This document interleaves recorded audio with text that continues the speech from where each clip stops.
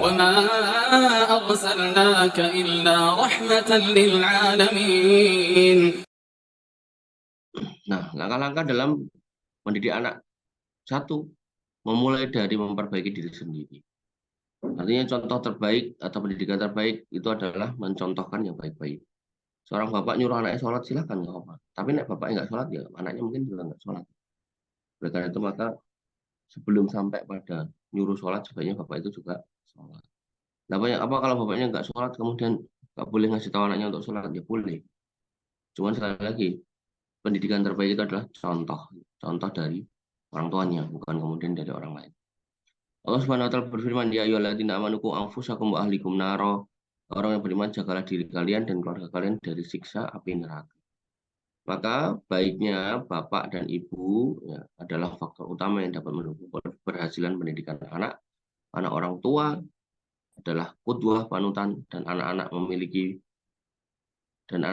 kecenderungan yang besar untuk mengikuti bapak dan ibunya. Anak laki-laki meniru bapaknya, anak perempuan meniru ibunya. Ya, kalau ibunya nggak bisa berakhlak dengan baik, ya itu biasanya juga sama. Bapaknya juga sama. Bapaknya maling, biasanya anaknya ya ikut-ikutan jadi maling. Allah Subhanahu wa taala berfirman, "Walladzina amanu wattaba'uhum dzurriyyatuhum biimanin alhaqna bihim dzurriyyatahum wa ma alatnahum min amalihim min syai'." Ya. Dan orang-orang yang beriman dan ikuti dengan duriahnya mengikuti dalam keimanan. Alhaqna bihim dzurriyyatahum. Maka akan kami pertemukan mereka dengan anak cucu mereka di surga. Wa ma alatnahum min amalihim min syai'. Dan kami tidak mengurangi sedikit pun ya min amalihim dari amal mereka sedikit. Ya. Kemudian yang kedua, kalau tadi contohin, yang kedua adalah memilih ibu atau istri.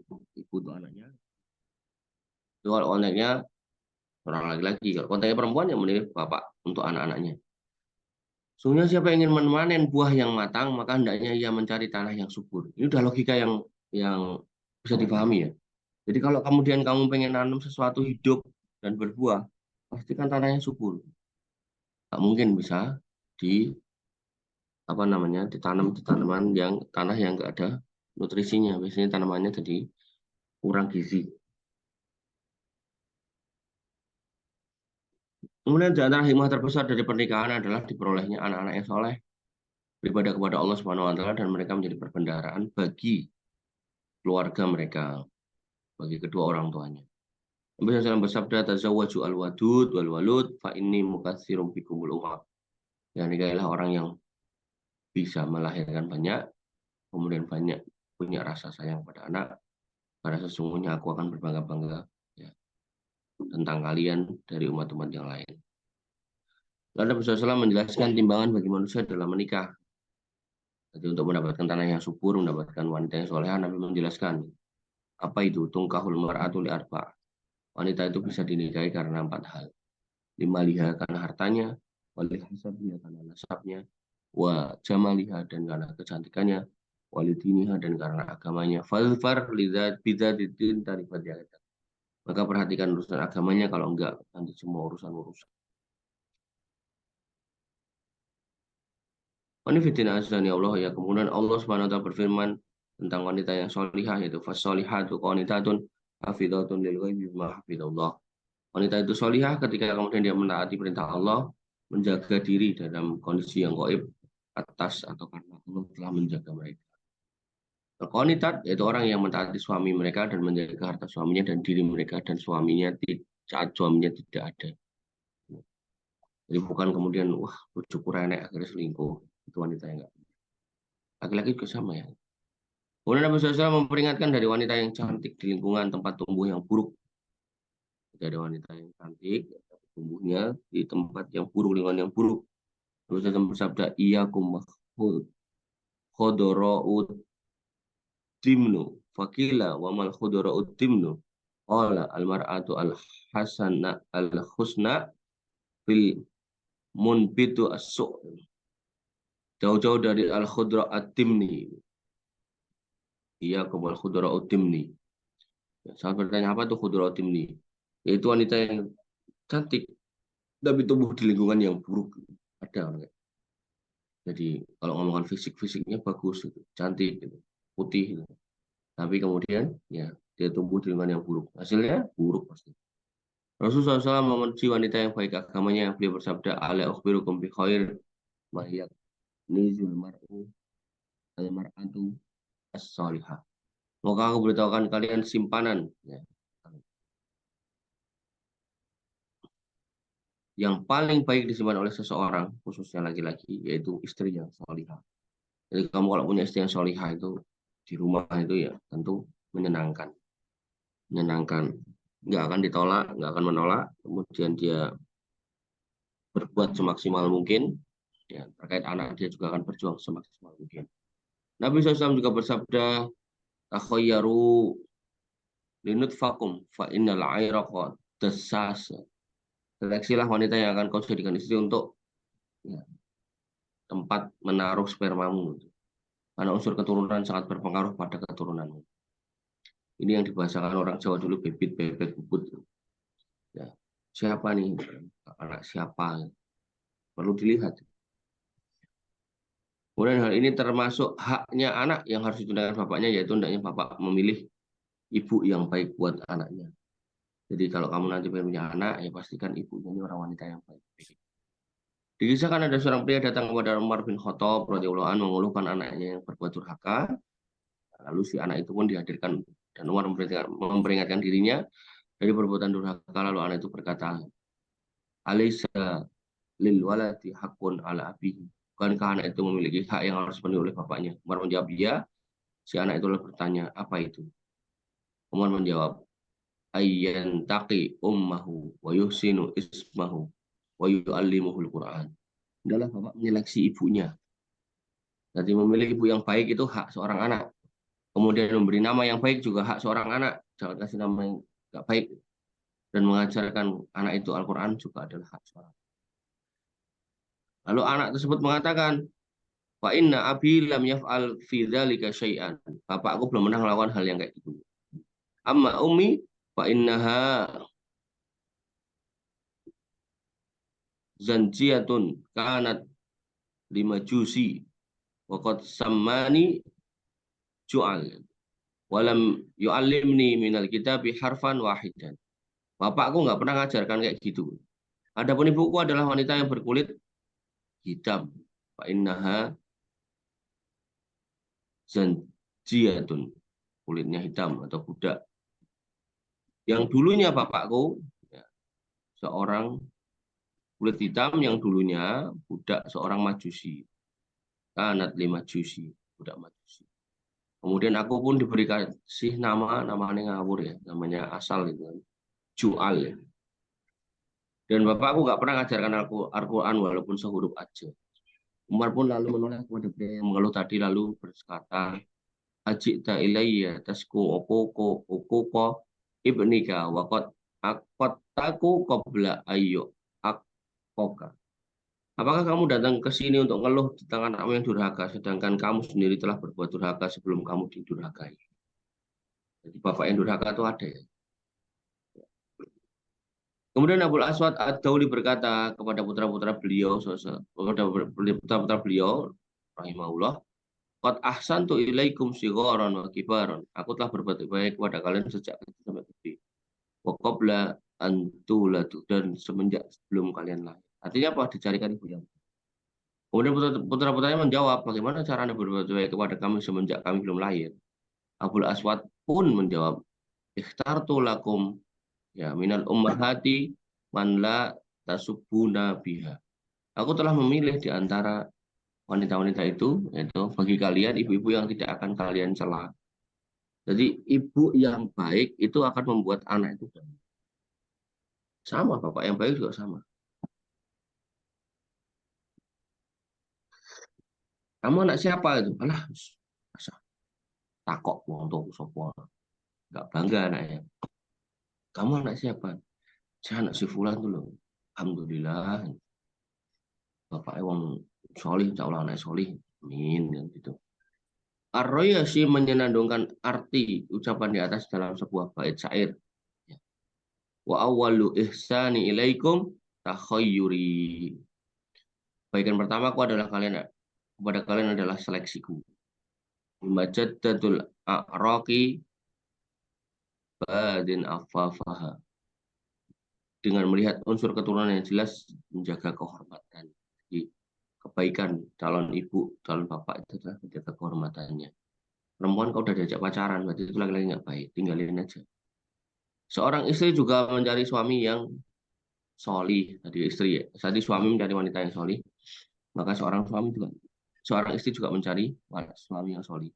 Sebagaimana seorang suami diharuskan mencari istri yang solihah, maka demikian pula wanita hendaknya mencari suami yang solih.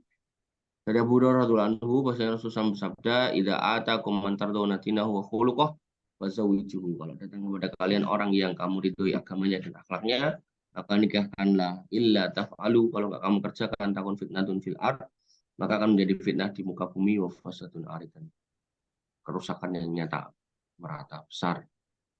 Karena itu menurut hemat kami bahwa populasi utama di dalam memilih, fondasi utama dalam memilih pasangan, yaitu agama dan akhlaknya. Asas inilah yang akan merealisasikan pendidikan yang benar pada anak. Ya kalau kita milih pasangan yang baik, anak itu insya Allah mudah untuk dianjurkan apabila seorang pria yang akan menemui istrinya di malam pengantin pun mengucapkan Allahumma inni as'aluka khairaha wa khaira ma jabaltaha 'alaiha wa a'udzubika min syarriha wa syarri ma jabaltaha 'alaiha. Jadi setiap orang itu punya potensi baik dan buruk. Walaupun kayaknya ini orang baik, kayaknya ini wanita solihah, kayaknya ini laki-laki solihah, solih gitu kan. Maka Nabi SAW tetap ini. Karena setiap orang tuh sebaik-baik apapun punya potensi melakukan perbuatan yang buruk. Allah Ta'ala. Nah, kemudian ia meletakkan tangannya di kepalanya. Jadi habis ketemu sama istrinya, ya tahu. Kemudian didoakan. Lalu sholat bersama ya sebanyak 2 rakaat. Ini 3 malam pertama. Kemudian lanjutannya adalah, sebenarnya lanjutan di bawah sini bisa, tapi kemudian dia masukkan ke poin yang ketiga. Jadi tadi itu apa? Yang pertama, yaitu memilih ibu yang baik, memilih bapak yang baik. Kemudian yang pertama yaitu apa namanya, mengajari anak yang baik-baik. Nah, maka yang ketiga menyebut menyebut nama Allah sebelum berjima dengan istrinya. Di antara faktor yang dapat mendukung keberhasilan mencetak anak yang soleh adalah cara berdoa sebelum berhubungan, yaitu dengan cara berdoa. Doanya apa? Lau anna ahadukum idza ata ahlahu qabla bismillahi ahlahu qala bismillahi Allahumma jannibna syaitana wa jannib syaitana ma razaqtana faqudiya bainahuma waladun lam yadurru. Apabila seorang dari kalian akan mendatangi istrinya, maka ucapkanlah bismillahi Allahumma jannibna syaitana wa jannib syaitana ma razaqtana.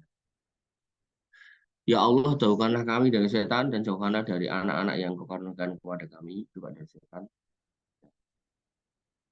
Sehingga, nah, dikatakan di sini, faqudiya bainahuma, kalau kemudian diputuskan di antara keduanya waladun, seorang laki-laki hamil, lam yaduru, maka setan nggak akan pernah bisa memudaratkannya. Kemudian di dalam hadis Bukhari, lam yaduruhu syaitanu abadan, ada tambahan. Yaitu setan nggak mampu mencelakakan anak yang lahir dari hubungan suami istri, laki-laki dan perempuan yang diiringi dengan doa. Kemudian pendapat para ulama di dalam memaknai kata setan tidak mampu mencelakainya. Jadi potongan hadis ini, pendapat ulama itu satu, setan tidak mampu menguasai dirinya lantaran keberkahan pada ucapan tasmiyah. Ya, ada keberkahan yang lahir, yang mengikuti seorang anak yang lahir dari hubungan suami istri yang menggunakan doa. Ya, kemudian yang kedua, setan tidak mampu merasukinya, tidak akan kesurupan seumur umur. Kemudian yang ketiga, setan tidak mampu mencederai badannya. Kemudian yang keempat, setan juga tidak mampu mempengaruhi agamanya. Artinya apa?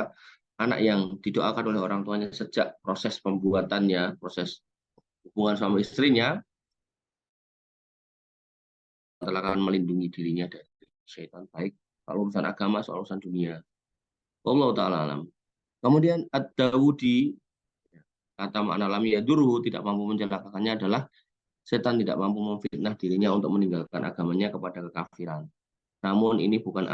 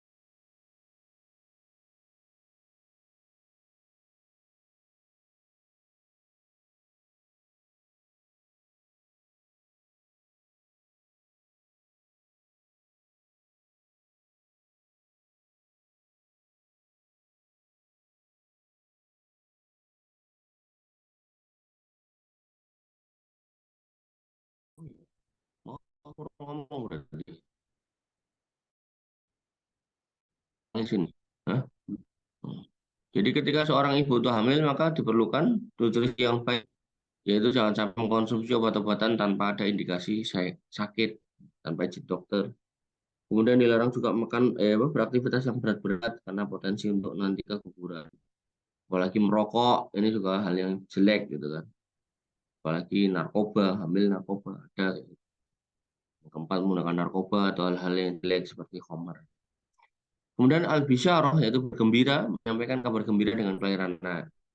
Apabila seorang muslim punya anak, maka dia disunahkan untuk mengabarkan kegembiraan ini. Ya, hendaknya dilakukan seiring waktu kedatangan sang anak pada saat proses persalinan. Sebagaimana firman Allah Subhanahu wa taala namanya ya, lam naj'al lahu min qablu samiyya. Enggak ada berfirman juga wa basyarnahu bi ishaqa baniya minas solihin. Maka kami beri kabar gembira dengan kelahiran Ishak, seorang nabi yang termasuk orang-orang yang solih.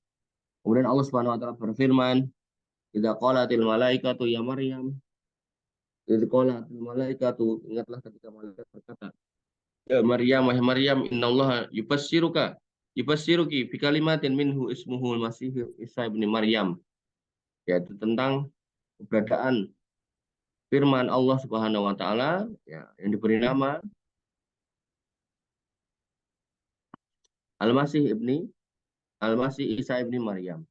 Wajihan fid dunya wal akhir, di mana dia adalah orang yang terkemuka di dunia dan akhirat. Kemudian, jadi kalau lahiran itu boleh kabar-kabarkan setelah lahir anak kami. Tapi belum akikah ya, jadi hari-hari pertama. Kemudian sujud syukur. Ya, saat mendapatkan kenikmatan tersebut, seorang muslim dianjurkan untuk bersujud kepada Allah Subhanahu wa taala sebagai bentuk ekspresi ya rasa syukurnya kepada Allah Subhanahu wa taala. Sujud syukur ini disyariatkan bahkan sangat dianjurkan saat memperoleh kenikmatan atau terhindar dari keburukan. Caranya dengan sujud sekali saja, seperti sujud sajadah, yaitu sujud karena mendengar ayat sajadah. Diriwayatkan dari Nabi SAW apabila sampai pada beliau suatu yang menyebabkan beliau gembira, maka beliau bersujud syukur pada Allah Subhanahu wa taala. Kemudian Nabi SAW bersabda, "Inni sa'altu Rabbi wa syafa'tu li ummi wa atani thulutsa ummati fa kharartu sajidan li Rabbi summa rafa'tu ra'si wa sa'altu Rabbi li ummati wa atani thulutsa ummati fa kharartu sajidan li Rabbi syukran summa rafa'tu ra'si wa sa'altu Rabbi li ummati fa atani thulutsa al-akhirah fa kharartu sajidan li Rabbi." Aku mohon kepada Tuhanku dan meminta syafaat untuk umatku. Kemudian Allah memberiku sepertiga untuk umatku. Maka aku sujud lagi sebagai rasa syukur kepada Tuhanku. Kemudian aku mengangkat kepalaku dan mohon untuk umatku. Maka Allah memperkenankan sepertiga lagi bagi umatku. Sehingga aku bersujud kembali sebagai rasa syukur kepada Tuhanku. Kemudian aku mengangkat kepalaku dan mohon untuk umatku. Dan Allah memberiku sepertiga yang lain. Lalu aku sujud untuk Tuhanku. Ya, jadi syafaat itu nggak langsung dikasih Nabi SAW ya. Tapi minta izin dulu kepada Allah Subhanahu Wa Taala. Begitu minta izin pertama, dikasih sepertiga, Nabi sujud syukur, kasih lagi sepertiga, Nabi sujud syukur, kasih lagi sepertiga, baru kemudian sujud syukur. Nah, kalau ada orang yang langsung minta syafaat kepada Nabi SAW, ini salah, mintanya kepada Allah Subhanahu wa taala. Abu Bakar juga bersujud syukur saat sampai kepada beliau berita penaklukan Yamamah, sebuah negeri ya kafir yang kemudian ditaklukkan oleh Abu Bakar As-Siddiq ya bersama dengan pasukannya, kemudian beliau ketika menang sujud syukur. Ka'ab bin Malik ya juga bersujud syukur saat taubatnya diterima oleh Allah Subhanahu wa taala. Kisah Ka'ab ini terkait dengan perintah berangkat untuk jihad, tapi qadarullah Ka'ab ini enggak berangkat, tapi kemudian sampai turun ayat kan awalnya Ka'ab ini dikucilkan gitu. Kemudian Ka'ab ini bingung gimana-gimana, terus akhirnya turun ayat tentang diterimanya taubat Ka'ab. Kemudian dia sujud syukur. Baik, ini yang bisa kita sampaikan atau kita diskusikan. Kurang lebih saya mohon maaf. Saya cukupkan saya rasa sampai di sini. Alhamdulillah subhanakallahumma bihamdika asyhadu an la ilaha illa anta astaghfiruka wa atubu ilaik. Assalamualaikum warahmatullahi wabarakatuh.